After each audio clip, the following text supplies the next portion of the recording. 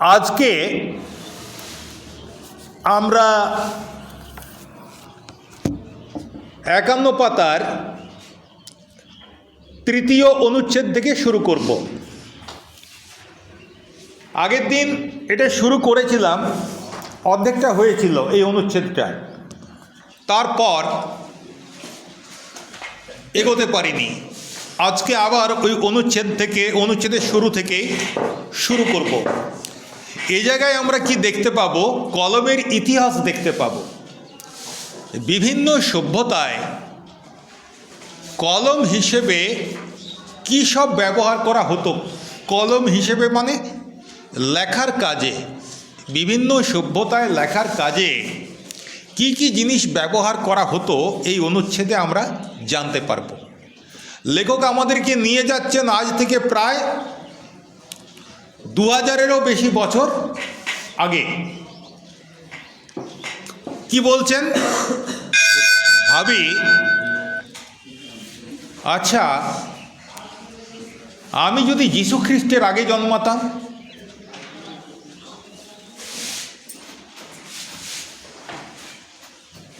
কি বললাম আগের দিন যে বিজ্ঞানের অত্যন্ত দ্রুত অগ্রগতি হয়েছে অষ্টাদশ শতাব্দী, ঊনবিংশ শতাব্দী এইখান থেকে শুরু হয়েছে, আর এখন তো বিজ্ঞান তরতরিয়ে এগিয়ে যাচ্ছে। মানে বিজ্ঞানের এই যে আধুনিক বিজ্ঞানের এই যে অগ্রগতি, এ তো সবে 200-250 বছর আগেকার ব্যাপার। আমরা 2000 বছর আগে ফিরে যাচ্ছি। আজকে 2025 সাল, তাহলে যীশু খ্রিস্টের জন্মের আগে, মানে প্রায় 2000-এরও বেশি সাল পিছনে, 2000 বছরেরও বেশি বছর পিছনে, বেশি সময় পিছনে আমাদেরকে নিয়ে যাচ্ছেন লেখক। কোথায়? বলছেন যদি ভারতে জন্ম না হয়ে আমার জন্ম হতো প্রাচীন মিশরে, আমি যদি বাঙালি না হয়ে হতাম প্রাচীন সুমেরিয়ান বা ফিনিশিয়ান, প্রত্যেকটা এক একটা প্রাচীন সভ্যতার নাম। তবে হয়তো নীল নদীর তীর থেকে একটা নলখাগড়া ভেঙে নিয়ে আসতাম। আচ্ছা, নীল নদের তীরে কোন সভ্যতা গড়ে উঠেছিল? মিশরীয় সভ্যতা। তাহলে যখন উনি বলছেন একটা নলখাগড়া ভেঙে নিয়ে আসতাম নীল নদের তীর থেকে, তার মানে প্রাচীন মিশরের কথা বলা হচ্ছে। তারপরে কি বলছেন? যে সেটিকে ভোঁতা করে তুলি বানিয়ে লিখতাম, হয়তো সূচলো করে কলম বানাতাম। এখান থেকে আমরা জানতে পাচ্ছি যে প্রাচীন মিশরে কলম হিসেবে ব্যবহার করা হতো নলখাগড়া নামের এক ধরনের গাছকে, ঘাস জাতীয় গাছ। ওটা আমাদের যেমন সরকারি, যেটাকে বলা হয় খাগ, পরে পাবো, এটাকে বলা হয় খাগ, আর আমরা বলি সর। সেরকম মিশরে এক ধরনের এরকম শক্ত ঘাস পাওয়া যায়, জলা জমিতে হয়, যেগুলোকে বলা হয় নলখাগড়া। আমাদেরও হয় এদিকে, এই যে ক্যানেলটা রয়েছে, ক্যানেলে নলখাগড়ার গাছ কিন্তু হয় একটা সময়। তো যাই হোক, তাহলে মিশরে কলম হিসেবে কলম করার জন্য ব্যবহার করা হতো নলখাগড়ার ডাঁটাকে, এবং সেটাকে দুরকমভাবে ব্যবহার করা হতো। নরম কোনো কিছুর উপরে লেখার জন্যে সেটাকে থেঁতো করে তুলির মতো করা হতো। আগের দিন উদাহরণ দিয়েছিলাম আলকাতরা লাগানোর জন্যে, তাল গাছকে যেরকম তাল পাতাকে যেভাবে থেঁতো করা হয়, ঠিক নলখাগড়ার ডাঁটাকে ওইভাবে ডগার দিকটা একটু থেঁতো করে দিয়ে ব্রাশ করে সেটা দিয়ে নরম জিনিসের উপর লেখা হতো। আর শক্ত জিনিস তার উপরে লেখা হতো, মানে ধরো কাঁচা মাটির প্লেট, এইসবের উপরে লেখা হতো ওই নলখাগড়াটাকে ডগার দিকটা শুরু করে অনেকটা পেন্সিলের মতো করে লেখা হতো। এটা কোন সভ্যতায়? মিশরীয় সভ্যতায়। তারপরেই বলছেন হয়তো ফিনিশীয় আমি বন প্রান্ত থেকে কুড়িয়ে নিতাম একটা হাড়, সেই আমার কলম। এখান থেকে আমরা কি জানতে পারছি? ফিনিশীয় সভ্যতার মানুষেরা পশু পাখির ছোট হাড় দিয়ে, হাড়ের টুকরো দিয়ে তারা লেখার কাজটা করত। মিশরের লোকেরা করত নলখাগড়া দিয়ে, আর ফিনিশিয়ান সভ্যতার লোকেরা করত কি দিয়ে? পশু পাখির হাড়ের ছোট টুকরো দিয়ে। এমনকি আমি যদি রোম সাম্রাজ্যের অধীশ্বর হতাম, আমি যদি হতাম স্বয়ং জুলিয়াস সিজার, রোম সাম্রাজ্য অত্যন্ত সমৃদ্ধ সাম্রাজ্য, একসময় ইউরোপ এবং এশিয়ার বিরাট অংশ শাসন করেছে এই রোমান সাম্রাজ্যের সম্রাটেরা, তাদেরকে বলা হতো সিজার। কি বলা হতো? সিজার। জুলিয়াস সিজার অত্যন্ত বিখ্যাত একজন সম্রাট। তো আমি যদি সেরকম সম্রাটও হতাম, তবু আজকের মতো কোটি কোটি টাকার পেন আমার থাকতো না। এখনকার যারা বড় বড় নেতা, তাদের পেনগুলো দেখবি কত কত দামি পেন। তোর আমার মতো ইউজ অ্যান্ড থ্রো পেন নয়। কিন্তু লেখক বলছেন জুলিয়াস সিজারও দামি পেন ব্যবহার করতেন না। কারণ কি? তখন পেন নামক কোনো বস্তুর প্রচলনই ছিল না। কি ব্যবহার করা হতো লেখার জন্যে? সেখানে লিখছেন, আমি যদি হতাম স্বয়ং জুলিয়াস সিজার, তাহলেও আমার শ্রেষ্ঠ কারিগরেরা বড় জোর একটা ব্রোঞ্জের শলাকা তুলে দিত আমার হাতে। ব্রোঞ্জের শলাকা মানে? শলাকা মানে কি? শলাকা মানে হচ্ছে কাঠি। এখনকার দিনের মায়েরা সিঁদুর পরার জন্য একটা কাঠি কেনে না? সিঁদুর কাঠি বলে। কাঠি হচ্ছে শলাকা। মেয়েরা চোখে কালো আঁকার জন্যে আগেকার দিনে কি হতো, আমাদের ছোটোবেলায় মা কি করতো, বা ঠাকুমা কোলে এরম করে তুলে নিয়ে আমাদেরকে চিৎ করে কোলে নিত, দিয়ে চোখটা এরম করে ফেড়ে পড়ে কাজল লতা থেকে কাজল দিয়ে, হ্যাঁ, আর এরকম এইভাবে লাগিয়ে দিত। কিন্তু এখন তো আর ওইসব চলবে না। এখন মেয়েদের মধ্যে স্টাইল এসেছে, এখন ঘরের কাজল আর কেউ ব্যবহার করে না। কাজল নিয়ে কাঠি পাওয়া যায়, তাই তো নিয়ে আসে। এই যে কাঠি, এইটাকে বলা হচ্ছে শলাকা। তো সিজারের আমলে রোমান সাম্রাজ্যে ব্যবহার করা হতো একটা ব্রোঞ্জের শলাকা, ব্রোঞ্জের কাঠি। লিখছেন যার পোশাকি নাম স্টাইলাস। পোশাকি নাম মানে ভালো নাম, যে নামে পরিচিত, স্টাইলাস। তাহলে এখান থেকে জানতে পারছি রোমান সাম্রাজ্যে ব্যবহৃত হতো স্টাইলাস। কিসের জন্যে? লেখালেখি করার জন্য। তোমরা কি জানো যে তোমরাও আজকাল স্টাইলাস ব্যবহার করো? অনেকে না। এটা আগে আর একটু বেশি ব্যবহার হতো, কয়েক বছর আগে। প্রথম যখন টাচ স্ক্রিন ফোন বেরিয়েছিল, তখন দেখবে ফোনের সঙ্গে একটা করে কাঠি দিত, তাই তো? হাত দিয়ে আমরা ইয়ে করতাম না, স্ক্রিনটা টাচ করতাম না, ওই কাঠিটা দিয়ে করতাম। এইটা হচ্ছে স্টাইলাস। এখনও অনেক ট্যাবের সঙ্গে দেখবে স্টাইলাস দেয়। স্টাইলাস দিয়ে আমাদের মোবাইলের স্ক্রিনের উপর লেখালেখি করতে পারি। মানে মোবাইলের সব অপারেশনগুলো যেগুলো হাত দিয়ে করা যায়, সেগুলো স্টাইলাস দিয়ে করা যায়। এমনকি আমাদের যে ইন্টারঅ্যাক্টিভ কেইয়ান মেশিনগুলো, তোমরা দেখেছো? ওই মেশিনে তোমাদের ক্লাস যখন করাতাম, তখন একটা পেন দিয়েছিল, পেনটার পর্দার উপরে লেখা যেত। মানে ওই পেনটা দিয়ে পর্দাটার উপরে লিখে, দেয়ালটার উপরে লিখে আমি টোটাল কম্পিউটারের ইয়েটাকে, মানে পার্টটাকে আমি কন্ট্রোল করতে পারতাম। তো সেইটা হচ্ছে স্টাইলাস। বোঝা গেল? এখনো পর্যন্ত তিনটে জিনিস জানলাম। মিশরীয়রা ব্যবহার করত নলখাগড়া, ফিনিশিয়াররা ব্যবহার করত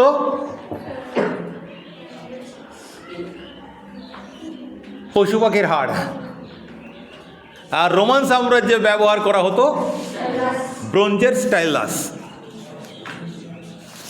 সিজার যে কলমটি দিয়ে কাসকাকে আঘাত করেছিলেন সেটি কিন্তু এই স্টাইলাস বা ব্রোঞ্জের শলাকা।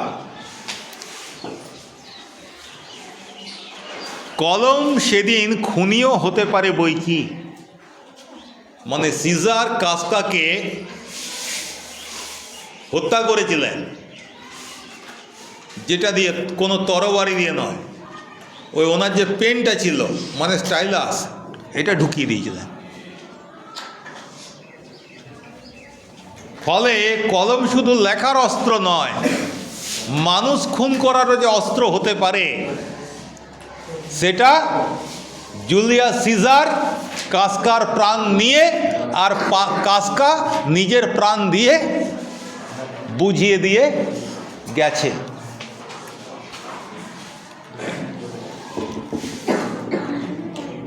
চীনারা অবশ্য চিরকালই লিখে আসছে তুলিতে। চীনারা কখনো শক্তপোক্ত জিনিস ব্যবহার করে না, বরাবরই চীনারা তুলিতে লিখে আসছে। আর এই জন্য দেখবে চীন দেশের যে অক্ষরগুলো, চীনা ভাষার যে অক্ষরগুলো দেখবে, চীনা অক্ষরের সঙ্গে তোমাদের পরিচিতি ঘটে গেছে। কারণ মেড ইন চায়না জিনিস যখন কিনতে তোমরা, সে মোবাইলে হোক আর খেলনাই হোক, ছবির মতো কতগুলো অক্ষর পরপর সাজানো থাকতো। চীনের অক্ষরগুলো কিন্তু ওই ছবির মতো। তার একটাই কারণ, ওরা তুলি দিয়ে বরাবর লিখে এসেছে। তাহলে একমাত্র যদি ওই চীনাদের বাদ দিই, প্রাচীন সমস্ত উল্লেখযোগ্য সভ্যতাগুলোর কথা উল্লেখ করা হলো, উল্লেখ করে যেটা দেখলাম যে একমাত্র চীনারা নরম তুলি দিয়ে লিখত, বাকি সবাই লিখত শক্ত কাঠি দিয়ে। সেটা হাড়ের কাঠি হতে পারে, নলখাগড়ার কাঠি হতে পারে, ব্রোঞ্জের কাঠি হতে পারে। শলাকা মানে কাঠি। এইখানটায় লেখক খুব সুন্দর লিখেছেন। তাহলে চীনাদের বাদ দিলে এই সেদিন পর্যন্ত, চীনাদের বাদ দিলে এই সেদিন পর্যন্ত বিশ্বের জ্ঞানাঞ্জন শলাকা ছিল সর্বার্থেই শলাকা। জ্ঞানাঞ্জন শলাকা মানে কি?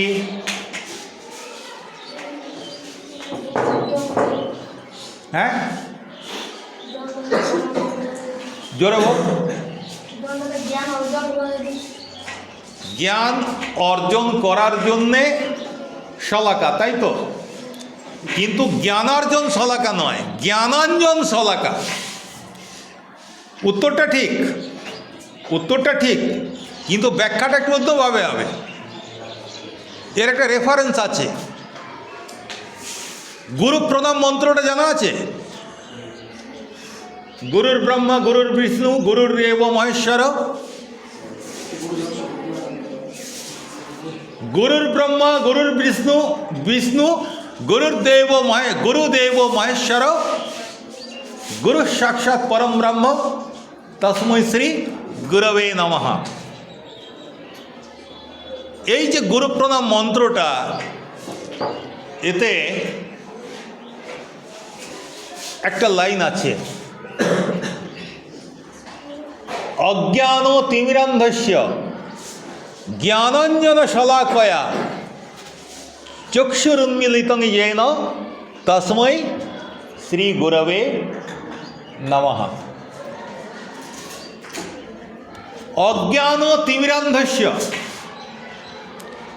অজ্ঞান তিমির অন্ধস্য জ্ঞানাঞ্জন শলাকয়া, জ্ঞান অঞ্জন শলাকয়া চক্ষুরুন্মিলিতং येन, চক্ষু উন্মিলিতং येन তস্मै শ্রী গুরবে নমঃ। এর মানেটা করো। অন্ধস্য মানে অন্ধের। কীরকম অন্ধ? অজ্ঞান তিমির অন্ধ, মানে অজ্ঞান রূপ তিমিরের দ্বারা যে অন্ধ হয়ে আছে। তিমির মানে কি? অন্ধকার। তাহলে অজ্ঞানের অন্ধকারের জন্যে যে অন্ধ হয়ে আছে, যার দ্বারা যেন চক্ষুর উন্মিলিত, চোখ মেলা যায় যার দ্বারা, যার মানে যে মানুষটার দ্বারা, জ্ঞানাঞ্জন শলাকয়া, শলাকয়া মানে শলাকার দ্বারা। কিরকম শলাকা? জ্ঞান অঞ্জন শলাকা। অঞ্জন মানে কি? কাজল। জ্ঞানাঞ্জন মানে কি? জ্ঞানরূপ কাজল। এবারে পুরো মানেটা দাঁড়াচ্ছে দেখো, যে লোকগুলো বা যে লোকটা অন্ধ হয়ে আছে, কিরকম অন্ধ? অজ্ঞানের অন্ধকারে ডুবে আছে, অজ্ঞানের কালো কাজলে যার চোখগুলো আটকে আছে, তাই তো? অজ্ঞানের অন্ধকারে যে ডুবে আছে। এইবারে গুরু কি করছেন? জ্ঞানরূপ কাজল কাঠি দিয়ে সেই আমাদের চোখ ফুটিয়ে দিচ্ছেন। এই জন্যই সেই গুরুকে আমরা প্রণাম করছি। তাহলে জ্ঞানরূপ কাজল কাঠি হচ্ছে জ্ঞানাঞ্জন শলাকা, যে কাঠির সাহায্যে জ্ঞানরূপ কাজল আমরা চোখে পাই, পড়তে পারি। কে পরিয়ে দেন? গুরু পরিয়ে দেন। ওই শ্লোক থেকে জ্ঞানাঞ্জন শলাকা কথাটা নেওয়া হয়েছে। এখানে মানেটা হচ্ছে যে শলাকার দ্বারা জ্ঞানরূপ অঞ্জন আমরা পড়তে পারি, অর্থাৎ বিদ্যা চর্চার জন্যে যে শলাকা ব্যবহার করা হতো, অর্থাৎ কলম, লেখার উপকরণ। বলছেন সে লেখার উপকরণটা সত্যিকারের কাঠিয়েই ছিল। সারা পৃথিবীতে পুরনো সভ্যতায় কারা ব্যতিক্রম? চীনারা একমাত্র ব্যতিক্রম। বাকি সমস্ত প্রাচীন সভ্যতায় জ্ঞানাঞ্জন শলাকা মানেই শক্ত কাঠি। সেটা তোমার বাঁশের হোক, বা নলখাগড়ার হোক, পাখির পালকের হোক, বা ব্রোঞ্জেরই হোক। বোঝা গেল? তাহলে আজকে আমরা কি পড়লাম? যে বিভিন্ন প্রাচীন সভ্যতায় লেখার উপকরণ হিসেবে কি ব্যবহার করা হতো, অর্থাৎ আজকে আমরা যে উদ্দেশ্যে কলমটা ব্যবহার করি সেই উদ্দেশ্যে কি ব্যবহার করা হতো। ঠিক আছে? কারো কোনো প্রশ্ন আছে?